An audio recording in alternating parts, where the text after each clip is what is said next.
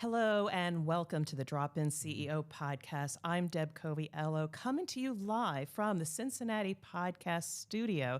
So grateful to the work that Josh Lewis and Brian Erickson are doing to take care of us during this amazing episode. And this week, I am so grateful to introduce to you Todd Wilkowski of Frost Brown Todd, a close friend and third-time appearance on my show, who focuses his practice on serving private, closely held, and or family-owned businesses as their outside general counsel and trusted advisor on all legal and risk issues. Prior career as an Air Force officer, father of four, and a resident of Cincinnati. Todd, I just want to say thank you so much for dropping in on the show. It's so fun to be with you again, Deb. It is, and to my audience, Todd brings so much value in the work that he does to serve small and medium-sized businesses, which is exactly the niche area that I love to serve as well. What he does, how he does it, to be in service versus simply a transaction is amazing, and I can't wait to continue this conversation. But Todd, I just love for you to give us a little bit about your backstory so that my audience can get reacquainted with you, but we're going to dig into some of the details of your background. So just a little bit of your background, please. Sure. So again, great to be with you, Deb. Yeah. And I was a son of a military officer, so born in the Philippines, moved around quite a bit when I was young, spent 5 years in the Panama Canal Zone. So why that's important is speak Spanish still fluently and have a great love for the Hispanic people as well as the culture. And I went to the Air Force Academy in Colorado and graduated. And one of my stories initially was I didn't make it through pilot training, and that was super devastating for me, and really a chance for me to kind of rediscover my identity and what my path was. But that led me to the Pentagon, and I served there for 4 years as a counterintelligence officer. About a year of that in Peru, back when we were doing a drug war overseas, and after 27, decided it was time to take a different path, and I left the Air Force and went to do something that no one in my family had ever done, and that was to go to law school. And that was great, but the greatest thing about that is I met my wife, Heather. We'll have 29 years together here in December, and that's what ultimately brought me to Ohio, because she was from Ohio, and that was a place I had not lived in. So I came to Ohio and started at a law firm here in town, a great firm. I did that for about 8.5 years, made partner, felt like there was something else I was supposed to do. Mm-hmm. And that took me to become a general counsel at one of the large construction companies that is located here but has a national presence called Baker Concrete. And after 7 years there, decided it was time for something different. Didn't know what that was going to be, and knew it wasn't going to be traditional law. So that's what brought me kind of to the Fractional, the outside general counsel practice I started at Frost Brown Todd, where I've been 11 years, been there 11 years. You know, the funny thing is I've known you for several years now, and again, you've always brought tremendous value and support to my podcast, but I didn't know some about that about your Air Force background, and really appreciate that. My husband's also in the Air Force, my nephew's in the Air Force, my son's in the military, so again, a noble pursuit, and you gained some amazing career experience. But I know you that more than just your firm, your practice, what you do, family means so much to you. And I recently saw a proud dad moment that you published on LinkedIn. I'd love for you to just bring forward a little bit about your daughter that you were so proud of. Sure. And obviously the greatest blessing in my life is my 4 children. And so and what's really cool about that is to watch them kind of figure out who they are. Like you see things in them, but when they start seeing it in themselves, and oftentimes that's through challenging themselves and getting out of their comfort zone. And so I have 3 boys and my princess, Molly. Molly's a senior at South Carolina. She's people would often say they want to be Molly and live vicariously through her. She, like David Henry Thoreau says, she sucks the marrow out of life. I mean, she lights a room up. She's just amazing. But so this particular contest was cold calling. Okay. And which was definitely out of her comfort zone. She is really wired. She just connects with people. She's got very high EQ and is very, very personal and can just bring energy. So cold calling's not typically, that's not something that is really going to fit into your wheelhouse, but she saw it as a challenge. And for all of us who are in sales, and we're all in sales, honestly. She took that chance. It was uncomfortable, and she said, "Well, I'm going to learn how to do this." And so she did the competition, and she ended up, second place, which was pretty awesome. Gave her a little extra spending money for that month, but more than that, she stepped out, and you could just see that confidence in her to say, "Okay, I can play in this space," and also just really for her to better realize she's a business major. And she started not knowing if it was going to be marketing or HR. I honestly thought it was HR just because of the way, true HR and culture and talent and being able to connect with people. But what she's found is it's sales, and she's super passionate about it. And so she's interviewing right now, and it's given her a little bit more direction as to what, because there's many different ways you can do sales, but what does relational channel sales looks like? So very proud of her. And you bring up a couple good points as it relates to what I'm doing. So again, I'm a technical professional, manufacturing excellence, quality professional. But in that entrepreneurial journey, I stepped out of my comfort zone. And I said, I want to do podcasting, and it was so hard to push the button the first time. But once you challenge yourself to go outside the comfort zone, look at me now. I'm up to about 550 episodes. I've had the good fortune of meeting amazing people in the process, and even now, I am stepping out of my comfort zone doing this in a studio, but maybe it was meant to be, finding those talents. I think it definitely was. And I mean, so much respect for how you do your podcast and the questions you ask, the insight, and the fact that you listen. So you're not just tied to a script, but you really can go off script because you'll hear something. And that's a really rare talent. And the other thing that's been fun over the last couple of years is to watch you pivot.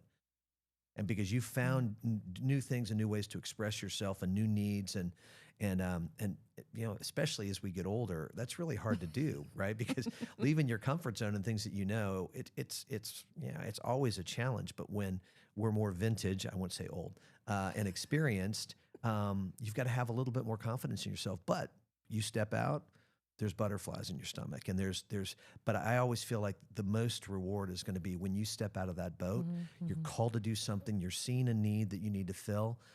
That's where I feel like it's just so energizing, but it's not easy to do, as you know. It's not easy. It's not easy at all. Now, I just want to ask you a little bit, because one of my objectives here in this podcast, again, I want to shine a light on what you do here, but this amazing space that we're in right now, again, I'm so grateful that I've met Josh and Brian. You are a veteran of being in this space, and I know recently you were in here associated with like Cincinnati Voices. You did a bunch of interviews. I mean, tell me a little bit more about what that experience was, because again, I'd like to learn more, because you never know, we may be using this space a little bit more. Absolutely. Yeah. Well, again, as you did, a shout out to Josh and Brian.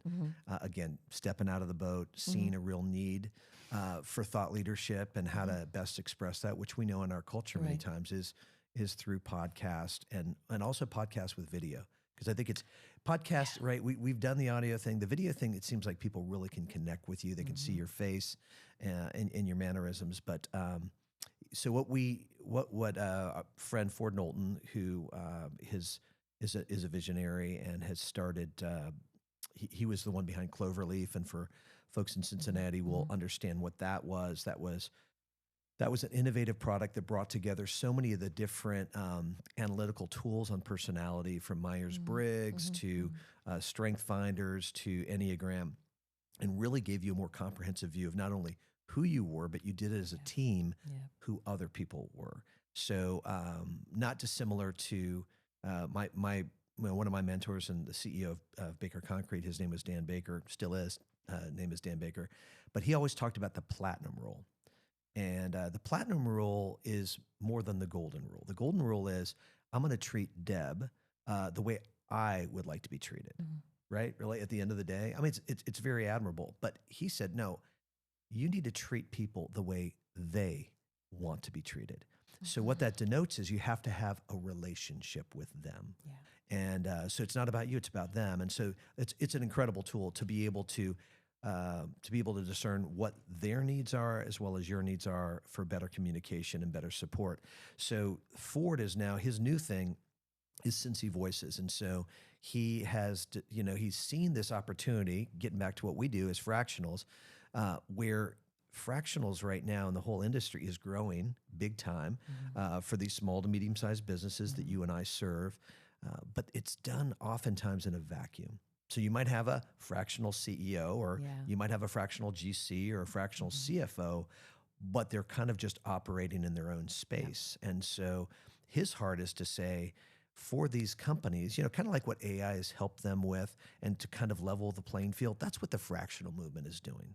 Because you're bringing in folks that are tried and true executives that they've been in growth mode, they've helped companies grow at a higher level, and they're coming down and working with these companies to go, we're going to help you. You're going to make your own mistakes, right? That's what an entrepreneur does. But we're going to help you identify some of those things, hear you out, build a strategy. But it'd be, how cool would that be, is if it's in a more of a 360 where you've got a fractional, let's say you're a $10 million company. Like, you can't really afford to have that, or that scale, or maybe you can afford, but you could crumble under your own weight. If you had a fractional CFO, a fractional sales, fractional chief marketing, fractional COO, fractional GC, they're all working together. They're client-centric. They know your business. They're seeing things that each other are not seeing. But again, they're collaborating to give you that kind of advice and that confidence to grow. And so that's what Cincy Voices is about, because what Ford and some other people's vision is, let's build a community of fractionals.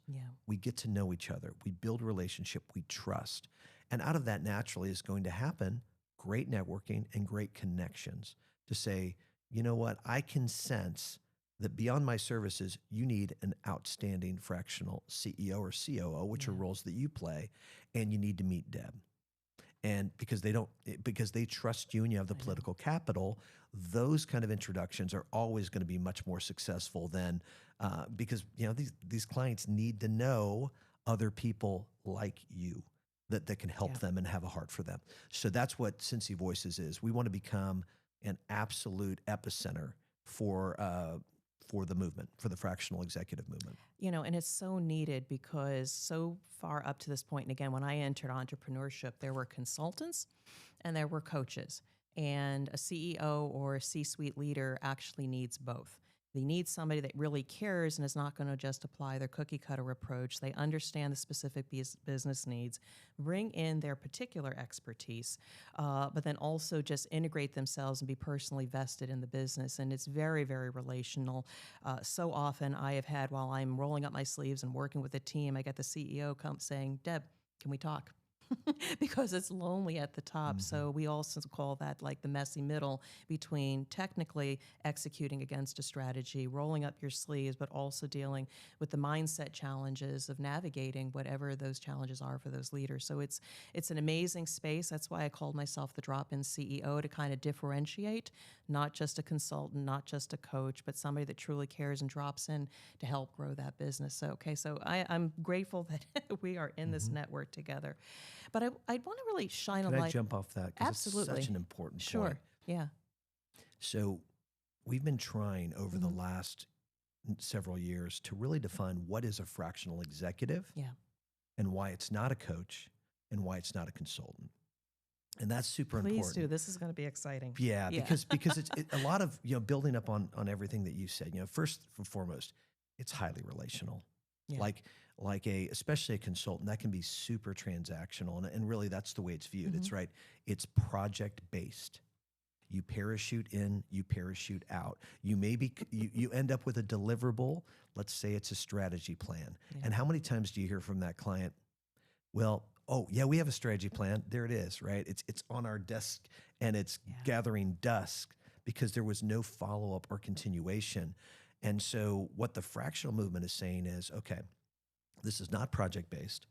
It's highly strategic thinking that you want. It is not a force multiplier. That's why you would never call it outsourced, right? It's not just we're delivering a bunch of deliverables because your team doesn't have that. The value that the fractional brings in is, we're going to help you set a strategy in areas that really match your culture and where your goals are. We are going to work ourselves out of a job. Yes. That's always the mindset, not because it's indefinite duration, because we don't know when that will be, but eventually we're going to onboard the person that's going to replace us full time. And then the other thing is that we are so passionate about growth. So passionate about growth. That is our whole focus. And so the last thing is a fractional is going to have a seat at the table because they've got to understand where the business owner's mindset is. The C-suite, small companies don't have a lot of C-suites, but they have a leadership team. You have to have that, right? You're not working for somebody else in the chain. And that's not out of hubris. That's where you're going to bring your highest value as a strategist. So I only want to point that out because we're not consultants in the traditional sense. Yeah. And really, we're not coaches. I mean, we are coaching, but coaches are going to be really for that executive versus for the entire team and the entire enterprise. Yeah, I mean, I know when I have a client engagement, the first thing I say to everybody before we roll up our sleeves is, how's everybody feeling? And they'll say, oh, we're fine, Deb. Oh, you lie. Exactly. And I say, really, because really you've got to deal with the person first and how they're feeling in order to be able to move forward. I find the downfall of some leaders and executives, it's all about the results. How quickly can we get through the agenda? But to your point again about the relationship, how are they feeling? Because it may be, we're going to throw away the agenda today and we're just going to talk. Right. And that's what we need to do. So you've talked about this before, about being a trusted advisor, not just a legal one. So I want to kind of like dial in a little bit on what makes the work that you do in your company different from just being a lawyer. It's a great question. Yeah. And it's kind of like, pushing back on the idea of consultant versus really the definition of a fractional executive. Mm-hmm. It's really pushing back on being called a lawyer or called an attorney. Yeah. And the only reason I do that is, I mean, obviously that's my skill set, that's my industry, mm-hmm. but people in many cases already have their minds made up about what that means. And they might say they're smart and they're really good thinkers, but oftentimes it's negative, right? I mean, it's I got to call the lawyer, and I don't know where the value is here, and I'm going to really hold off on calling the lawyer until it is an absolute, storm. And what we're trying to do through the fractional general counsel model is replicate what it was like to be a general counsel on a successful one, having a seat at the table, being there at the inception of the problem, not after the problem had blown up into something and you were in reactionary mode, but where you could be proactive. You have trust because it takes time to develop that. That's why you completely agree with what you said. If you jump right into business versus understanding the inner workings and the relationships and the leaders' personality and what drives them and where their heart is and for the organization, then you're missing it because you can't really provide advice. All you can do is you can provide work product. And so using what I learned as a general counsel, what I found is my role is, again, changing the verbiage, but it has meaning. Consigliere, concierge, quarterback, first call. And so because if you create and change the vocabulary, then people have questions because they're like, well, what is that? Yeah. And I'm like, well, I'm happy to tell you. And I've used this a couple of times and clients like it. I was like, the consigliere thing really is that trusted advisor. That's your right-hand person. They're the problem solver. I said, I'm not going to be like Robert Duvall and there's not going to be a horse head in your bed like that. That's a little too pragmatic, but it is that kind of creative problem solving that you trust that person's going to think outside of the box. Because oftentimes you're in the moment as the owner or as the leader, and it's almost like you just can't think outside of it because you're so far deep in it. And so that's really what we do. Again, we bring strategic direction. And then I'm very fortunate with Frost Brown Todd in that our model is different than a lot of fractionals that are solopreneurs. And so they provide great advice, but they don't really like law's complicated. So if it gets into a tax, often a tax or benefits or real estate or estate planning, whatever it might be, I'm the point of contact for them. I'm the person that they trust. And then I connect the dots for them in whatever the specialty is. Okay. And so that way we can provide that relational touch of a small or medium-sized firm with the resources of a huge firm. But yet we can leverage that so it's value and it's very personal. And frankly, it's really responsive because if there's one hit on attorneys right now, and there's a few, besides people don't see the value often, is we don't return phone calls. I mean, it's like, it's amazing to me, right? I mean, like the biggest complaint that we have against attorneys all over the place in the industry is we don't return phone calls at all. I'm not even talking about being responsive. And so what a missed opportunity. But I do think when you're a small practitioner, it's harder because you're out getting business. It's like a solopreneur, out getting business, performing the work. And so the bench allows me, with people that I trust, to be able to say, this client has a need. This is when they need it. Do you have time to be able to help? Yes. And then they jump in and they help the client like it's their client, because it is. It's the firm's client. So that's what makes our model different.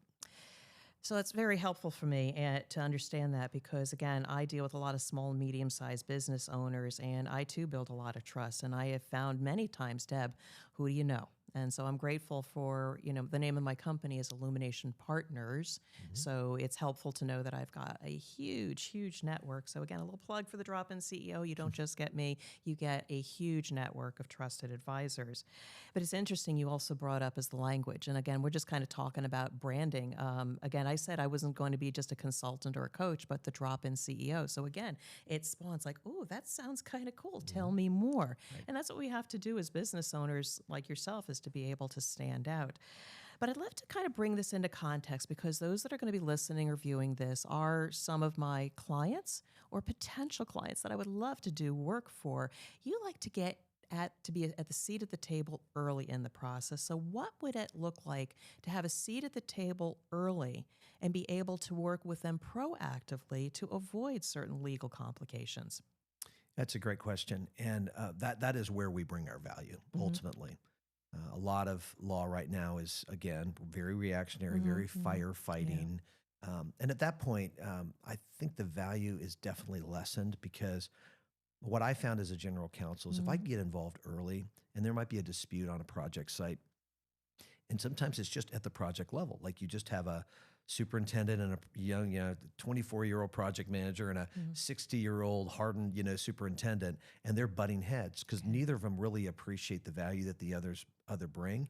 And so it turns into a dispute and it bubbles up. And ideally you get to that early, because at the end of the day, business is about building relationships. And Dan Baker used to say that too. He goes, hey, I build buildings and big structures, but I really build relationships that are going to decommoditize our value, and that we know that when times are tough, people are going to have loyalty to us because we've been loyal to them in the way that we serve them. And so, in this particular situation, in terms of, and now I just lost my train of thought. No, but it's good to really I was on a roll. This will be the short takes, right? No, but I'm just being honest. This is totally authentic. That's now. right. But it's really about, I know that I would love to drop into situations with business owners early when they're starting to feel a little bit uneasy, or I'm about to venture into some new business growth. What could I do with them proactively to navigate that? And I find so many leaders wait and wait and wait to ask for help. And to your point, then it becomes something of significant legal action.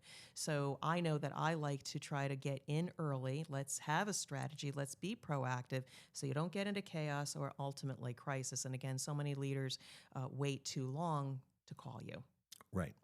And I think the challenge that we have, especially as attorneys, is the billable hour, and so that's why clients will wait to call us, is because they know that the meter typically is going to start running the moment they pick up the phone, even if they're just kind of giving us background or frankly connecting after not talking to us for 2 or 3 years. And also, lawyers traditionally, and I think across the board, are very risk adverse. They're not close to their clients, so they don't recognize their risk appetite. They don't understand their strategic goals. They don't know their people. And that's something that we're trying to resolve, because that kind of thing builds trust, and they will bring you in early despite the fact of the billable hour. And the other way we've tried to address it is through what I think a lot of other fractionals operate under, and that is a monthly retainer. Right? Because the idea is if you're already paying for it, you're going to be more likely to utilize the service. And in our case, oftentimes introduce us to other members of the team, which allows us to get very sticky as a firm, but also provide better services to them and introduce them to our team members. Like that's part of our retainer is 2 hours. that you can talk to someone and get advice in maybe a small project. If it gets bigger than that, then we'll talk about, we might have to do that on an hourly engagement. But the good thing is we've already got knowledge about them to be more efficient in what we provide. And then getting back to specifically what you were talking about, if I can get in there early, then I can help them avoid litigation or arbitration typically, because we can resolve it before it turns into a 5-alarm fire. The problem again right now is, you have the attorneys on this side going, gosh, I wish you would have called me. I mean, we really could have helped you. And the client's sitting there going, well, I don't see the value and I don't know you. I don't even know you. And I think that actually, if I bring you in, you might exacerbate the problem, not help to resolve it. And so that's just an opportunity of how we've got to change it. But in particular for your situation and all fractionals, they have to get a taste of who you are. And they've got to realize that it's not just your work product, but it's your thinking. And so oftentimes, and we have a business development code, I mean, I will meet with individuals, listen, and then I have some ideas, and that's how you differentiate yourself. Because, right, they can watch a podcast or they can read some of your materials, but once they get to know you as a person and get a taste of your ideas and strategic advice that you can bring, I think that's the only way that you get in, right? I mean, it's a really personal kind of connection that you need to make, and it takes time. Yeah, I know. And again, I'm sending a message loud and clear to my audience out there. Again, if it's not you, but if you know other small, medium-sized businesses that truly have that awareness that they need somebody now versus later, give us a call. dropinceo.com. Absolutely. Reach out to Todd. No, I mean, we've got to completely change the business model, because everybody thinks I have to have a certain number of full-time equivalents. I only have a budget for this many people. We don't have a budget for consultants. And then they put all these kinds of constraints. One of the things that I've talked about is how can we then maybe shrink your organization to the core competencies that differentiate you as a business and flex your business structure over time, leveraging the strength of fractionals at the value, at the rate that they need for a particular time. So we are going to change the industry. That's right. Here's the revolution, and we're leading it. No, and even, again, you used the word consultant, which is totally fair. Yeah. But I know from my experience, even at the company that I worked at, what we would do, it's funny, entrepreneurs are so funny. Like, as they grow, they start hiring. And yeah, I consider myself one as well. But they hire talent. Yeah. But it's like, when you're on the outside, you're brilliant. When you're on the inside, you're not that smart anymore. And there's this reliance on consultants instead of, I think consultants can be very, very important if they're utilized correctly. Yeah. And so what a lot of entrepreneurs will do is they'll say, there's a problem, and they'll say, solve it. So all of a sudden, the consultant just comes up with a scope of work, and it's all self-performing, versus let's dialogue. And this is what a fractional will do. Let's dialogue on what the challenge is and what you're facing. And let's first look at the people that are in your organization, and then utilize outside resources to supplement them, not to replace them. But I see it all the time in companies. And so, right, that's where a fractional can come in differently, because we will help the owner define the scope and decide how to staff it, versus if you hand that to a consultant, you're going to be very, very frustrated, because they will define the scope. It's going to get super huge, and it's going to get very, very expensive. But it happens all the time. It gets expensive. I mean, I even have colleagues now that their companies are always hiring consultants, and then the consultants don't build that relationship. They deliver a product that probably makes a mess of what they already have because they haven't customized the solution. And then they say they no longer need the consultant, and then they just say, well, that failed because of the consultant, because we really didn't do the relationship building, the proper change management, and not just have a cookie cutter approach, but evolve the approach as conditions change. Right. Again, we're highly agile, highly flexible. I know one client, every week I get on the phone, I say, okay, before we get into the agenda, has anything changed? Has anything changed? And 90% of the time, yes. And that is the beauty of these small and medium-sized businesses. They're very, very agile, but they don't necessarily have the maturity to know how to navigate these challenges and make sure you check the boxes, identify the opportunities, mitigate the risks as they're navigating these new changes, especially about, hey, can you do this from a business development perspective? You want to say yes, but do you know what do you have to think through in order to be proactive and prevent maybe a legal issue? So, I just absolutely love this space. Yeah. And I was going to add on to that too. Yeah. because that's another challenge to our industry is I think the idea is we're going to provide 100% perfect answer, 15-page memo, and, No, and, I and, and, can't. and everything changes. And you've got to get comfortable with being uncomfortable. And that's what a general counsel does. And they have the trust, and they're not going to have 100% correct answer. Number one, the client don't want to pay for it. And number two, it's changed in a week, right? So they need, based upon what you know, like what is your instinct? Work off your gut. And so a general counsel, that's a, for somebody who is just research, process, perfect answer, like like a test in law school, it's never, you're never going to make that transition. And that's not what the client needs. They just need the best of what you know. And after a while, especially if you've been doing it for a while, what does your intuition, I think you talked about Malcolm Gladwell, what does your blink intuition tell you to do? And to get comfortable with that and to roll up the sleeves and go, well, Deb, there's 8 different options here. Now, first of all, no, you can't do that, Deb. It's too risky, right? And the business owner goes, hey, business is risk. Or here's 8 different options.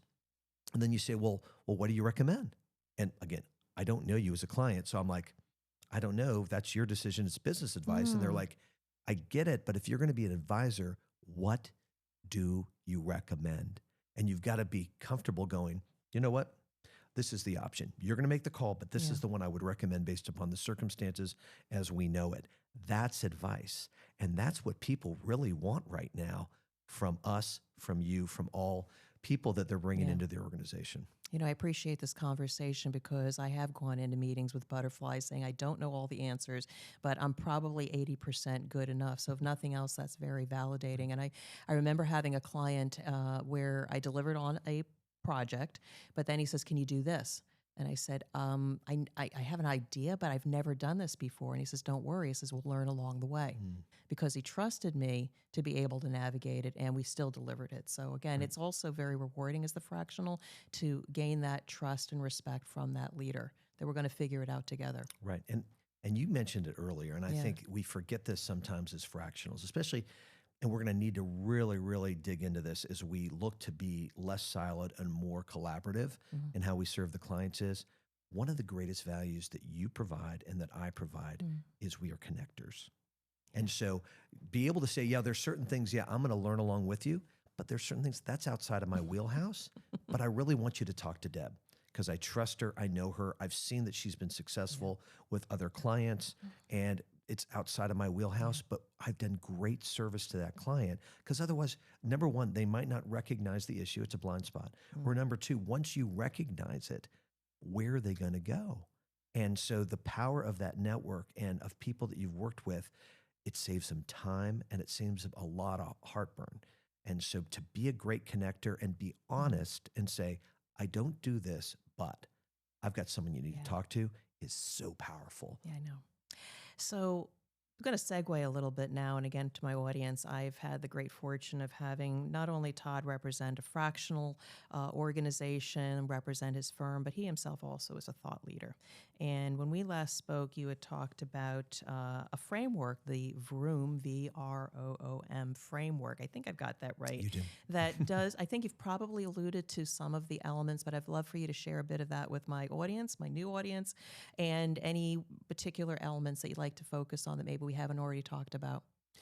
Yes. And, one of the things we touched upon earlier, besides kind of that connectivity and building that relationship and trust, which is a long game, especially when you're in the advisory space, right? It's not just buying a product and which is commoditized, but it's the idea of what is your value added proposition?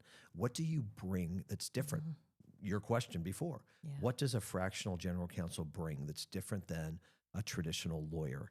And the idea of that was something that I had to kind of figure out through a lot of prayer, discernment, and listening to the market. And that started with, and still is, strategically minded, right? So you're not solving a problem in one space to create 3, right? That's legal whack-a-mole. I should trademark that. You should.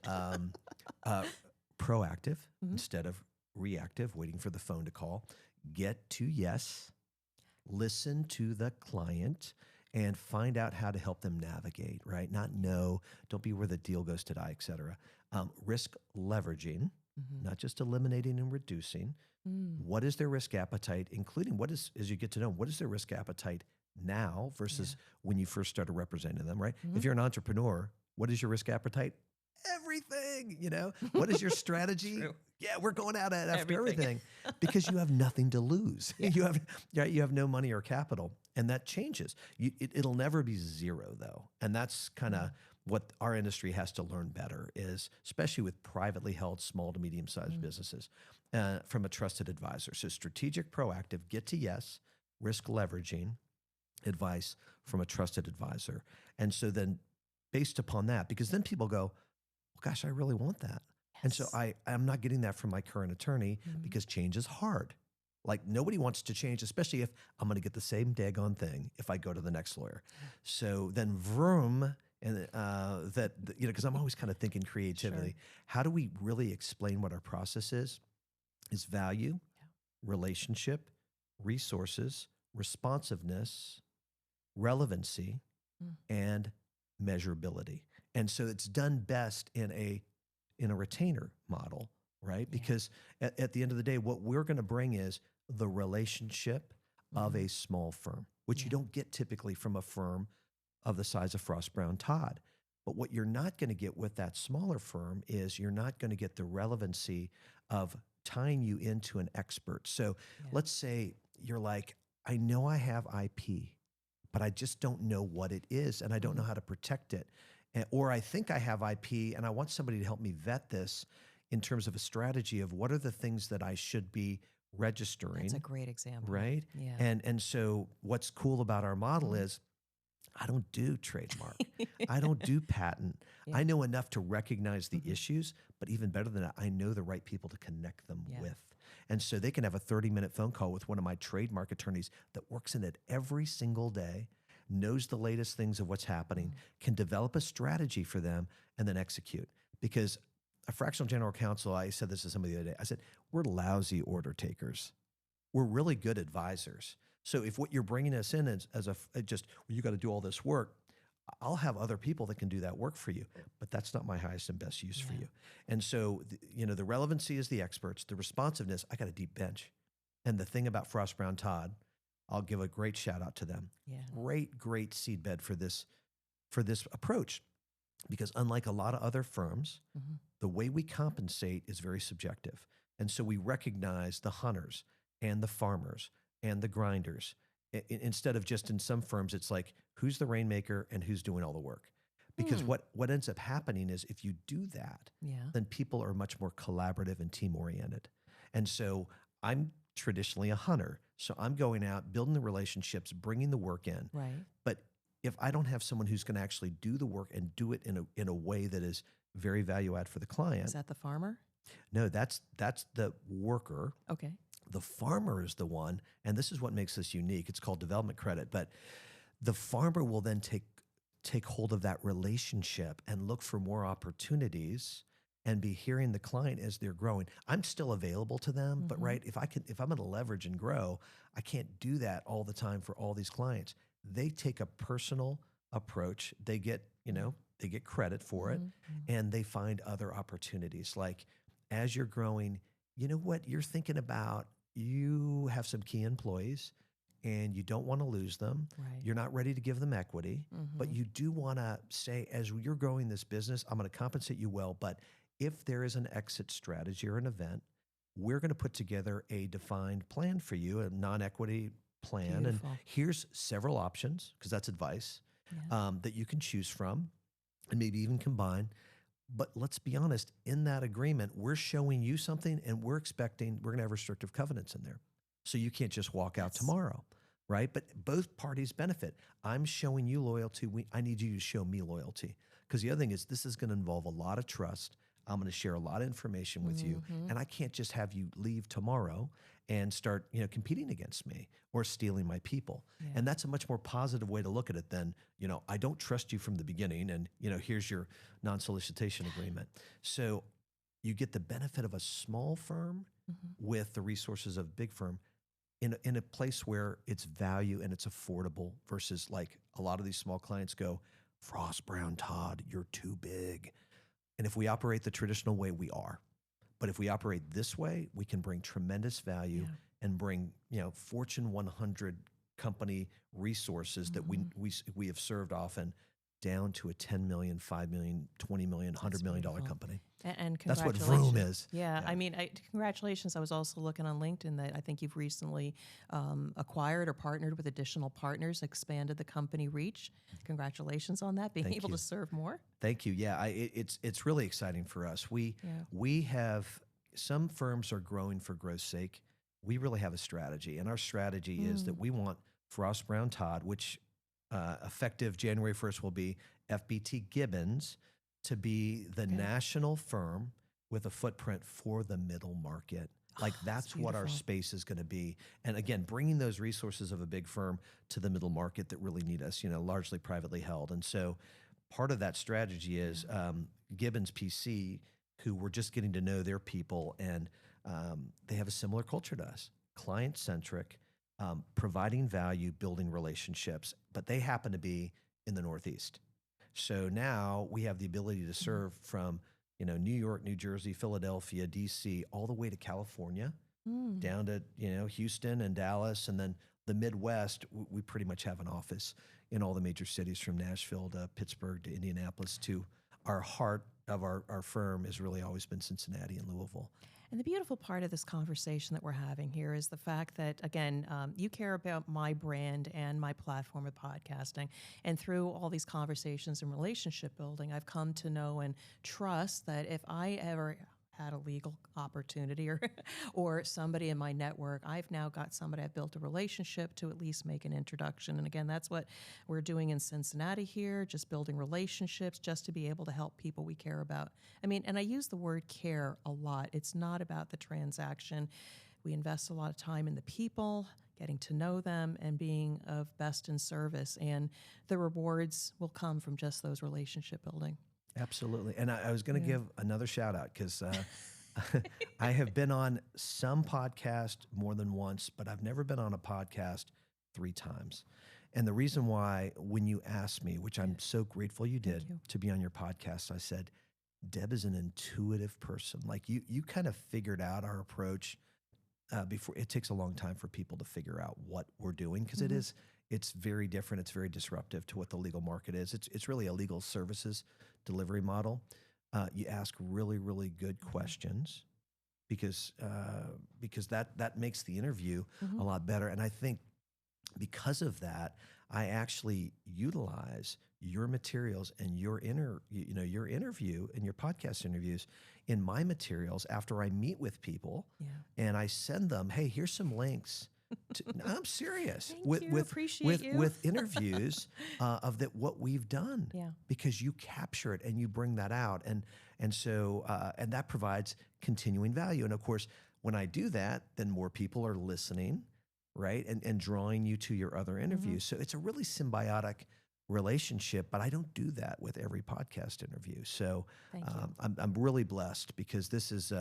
I think it's always a great discussion, but it's always of great value to me because of how I can utilize it to go, man, Deb gets it. She asked me the right questions. And so I was really able to draw into it for the listener's benefit. Well, Todd, I just really appreciate this opportunity, again, to give me an opportunity to leverage this beautiful space, thanks to the Cincinnati podcast studio, Josh and Brian, for giving us the opportunity. And I'm just grateful that we've just had some very meaningful conversation that our listeners, our viewers are going to really value. But any last words before we bring this to a close? I just think this is a great example of where the fractional movement is going. And having these kind of dialogues with individuals that have that same heart and see that benefit, but have different skill sets. And the more that we can not only have these discussions, but then have them collaboratively as we are serving our clients, the more benefit we're gonna bring to these small, medium-sized businesses. Because let's be honest, you know this, they are the heart of our economy. They are. And the more we can empower them, they're the ones that are, creating the jobs, taking the chances, growing, finding new ways to be able to deliver product and meet needs. if we can be a part of that and come alongside them, right? That's the coolest thing. I know, we got cool jobs. Because now, yeah, we do. And now we're influencing people who, again, they're growing jobs, they're sending kids to college, they're putting food on the table, they're realizing their dreams. What cooler thing could there be? Yeah. And then to be able to collaborate and do it together, the synergistic of effect, we haven't even seen that yet. And so last thing I'll say with this is, along with that, like there's a lot of real concern about AI and what AI is going to do to the legal or the accounting or, manufacturing. I really am not concerned about AI. Neither am I. And I know you aren't either. And I want to hear your thoughts on it, about why you're not, and then I'll tell you mine. And I'm sure they're gonna echo themselves. But with every revolution in technology and vast investment, it comes with the change dynamic of being scared and what are the negative effects of it. But I come in with what are the possibilities. And like with every new invention, it enables humanity to do things better, faster, cheaper, and free up our minds to be able to do more critical thinking and create more. So I feel it as a technological advantage, but because of its immaturity or newness, we have to leverage it responsibly, ethically, provide guidance to those that use the technology so that we can benefit from it, maximize it, and continue to do great creative work. Amen.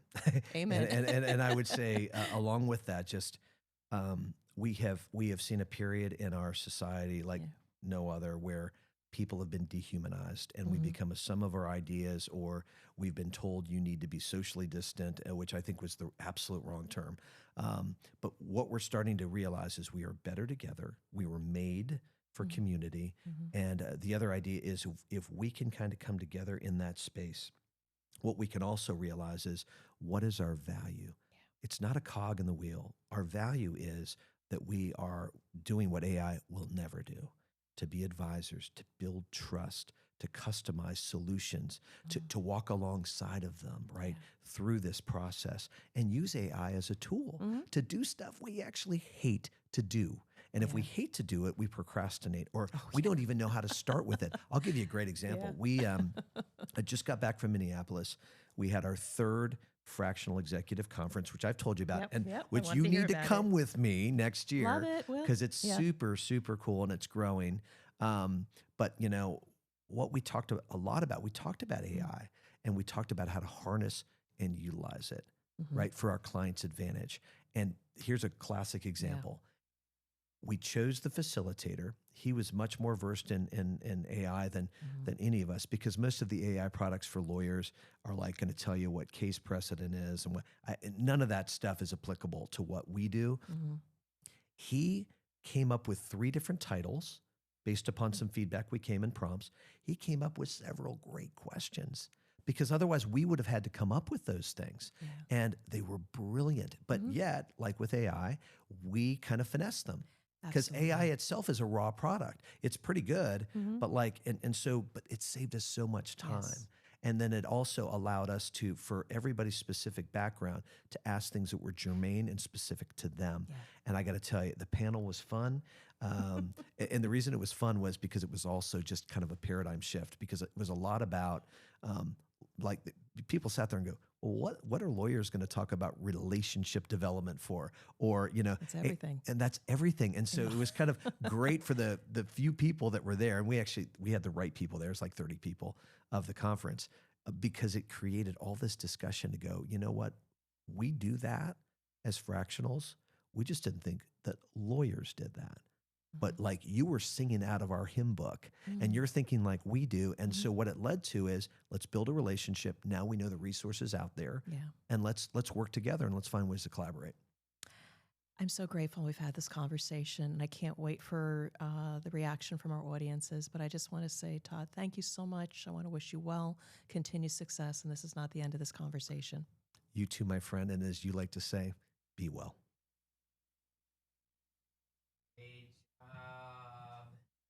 That was awesome.